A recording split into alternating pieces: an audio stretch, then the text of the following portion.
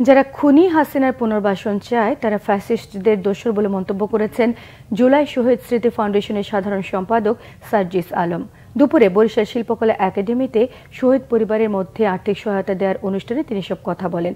বিচারের আগে শেখ হাসিনা এবং তার দোসরদের রাজনীতি করার কোনো অধিকার নেই বলে মন্তব্য করেছেন সার্জিস আলম। তিনি বলেন, এদেশে খুনিদের আর প্রতিষ্ঠিত করা যাবে না। এই সময় জুলাই বিপ্লবের প্রত্যেক শহীদ পরিবারকে পুনর্বাসন করার ঘোষণাও দিয়েছেন জুলাই শহীদ স্মৃতি ফাউন্ডেশনের সাধারণ সম্পাদক। খুনি হাসিনা সারা জীবন শুধু নিজের পরিবারের গান গাইতে গাইতে এই ক্ষমতাটাকে আষ্টে পিষ্টে ধরে রেখেছে।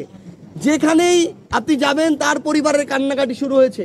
তার পরিবারের 18 জন মানুষ আর এই 2000 জন মানুষ না, এদেরকে খুন করার সময় তার বুকটা একটুকুও কাঁপে নাই। একটা যৌক্তিক বিচার না হওয়া পর্যন্ত এই বাংলাদেশে তাদের পুনর্বাসনের কথা যারা বলে, আমরা মনে করি খুনি হাসিনা একটা ক্ষমতা পিপাসু লোভী ছিল, তারা আরেক ধরনের ক্ষমতা পিপাসু লোভী।